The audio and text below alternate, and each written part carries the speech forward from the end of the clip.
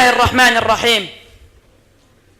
أصحاب المعالي والسعادة، السيدات والسادة، إنها لحظة مميزة للغاية بالنسبة لي كطالب لاجئ فلسطيني من الأردن أن أكون حاضراً هنا في جامعة الدول العربية الموقرة.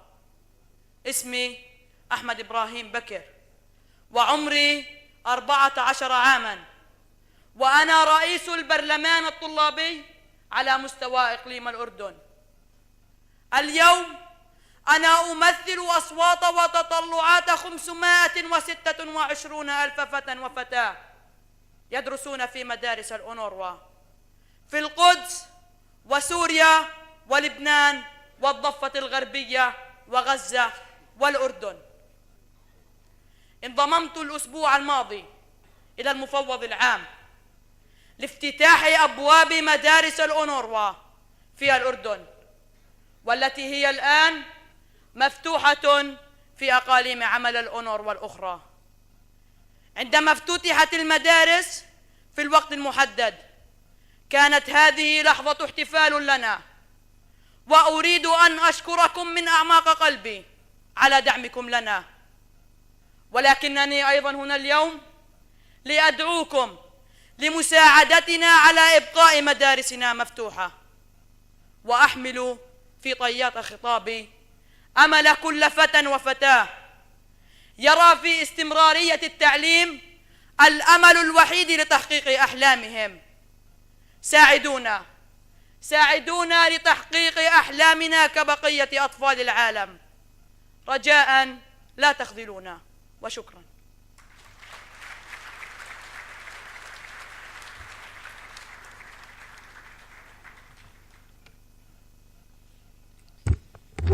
Mr. Chairman, Your Excellency, the Foreign Minister of Sudan, dear Secretary General, Dr. Ahmad Abu Ghait, Your Excellencies, ladies and gentlemen, allow me to begin by thanking you for the renewed honor to address this distinguished forum and extend sincere wishes on the occasion of the Islamic New Year.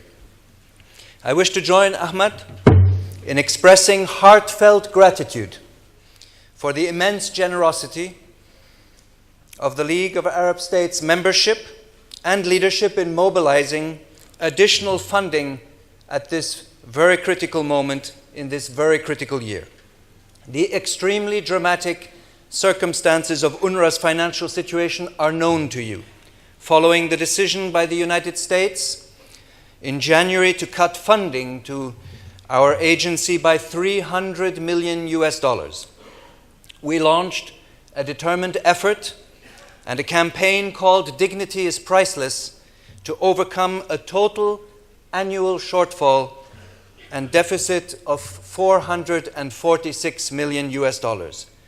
In this context, I wish to recognize with respect the leadership and tireless advocacy of the Secretary General of the League of Arab States himself on UNRWA's behalf. I equally wish to pay tribute to the role of the host countries and the particular energy and vigor displayed by the Hashemite Kingdom of Jordan, by Egypt, and by Palestine, as well as recent important positions taken by Lebanon.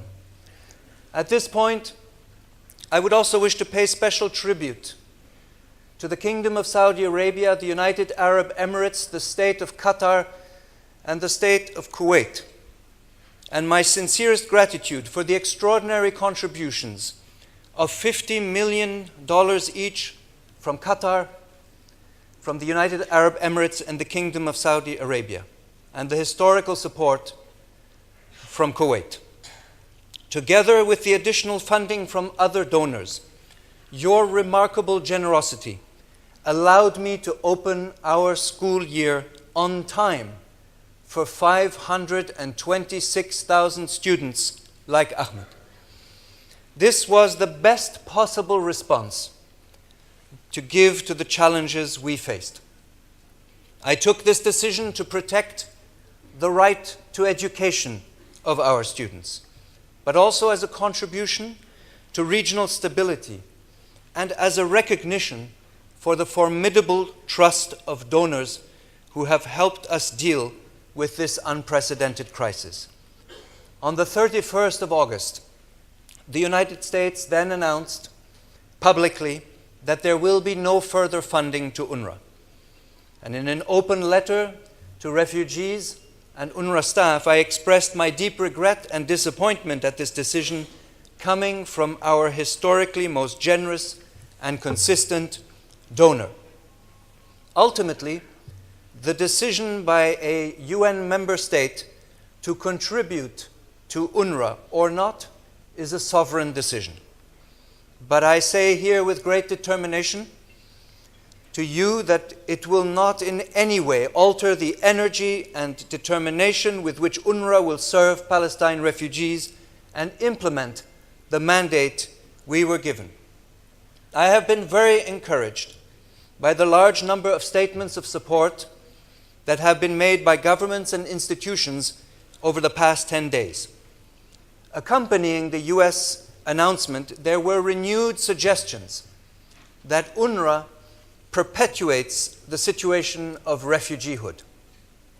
It is well known to all that it is the fundamental failure to resolve the conflict and bring about a solution that is respectful of the rights, concerns, and aspirations of both sides in the conflict between Israel and Palestine that perpetuates violence, dispossession, humiliation, and occupation. I have said it before and I repeat it here. One cannot solve the problems of the region by wishing away 5.3 million Palestine refugees. The extreme suffering and pain of Palestine refugees living under occupation is a reality. Earlier this year, I visited many of the demonstrators who were injured during the largely peaceful protest marches in Gaza. The injuries were appalling, and more people were wounded during these days of demonstration than during the 50-day conflict in 2014 in the Gaza Strip. The sense of loss and despair of Palestine refugees in Syria is immense. I visited Yarmouk camp in July, a once proud, mainly Palestinian neighborhood of Damascus, now reduced to rubble and ruins by the war. Excellencies, however frequently attempts are made to minimize or delegitimize the individual and collective experiences of Palestine refugees, the undeniable fact is that they have rights under international law. And in this extremely polarized context, UNRWA's services have taken on an even more important role and our mandate an even greater significance. When students walked back into their classrooms last week throughout the Middle East, it was a sign of pride and hope. And I thank you once again for your extraordinary support. UNRWA still needs $186 million to ensure that the schools and clinics stay open and emergency services remain operational. This meeting here today for UNRWA is truly a historic moment and a special event called by the Hashemite Kingdom of Jordan will take place during the upcoming UN General Assembly and is a moment to send a very important message, an appeal for further donors to join the effort and confirm the successful mobilization that has taken place to date. I humbly appeal to all of you to ensure that the pledges that were made are indeed transferred.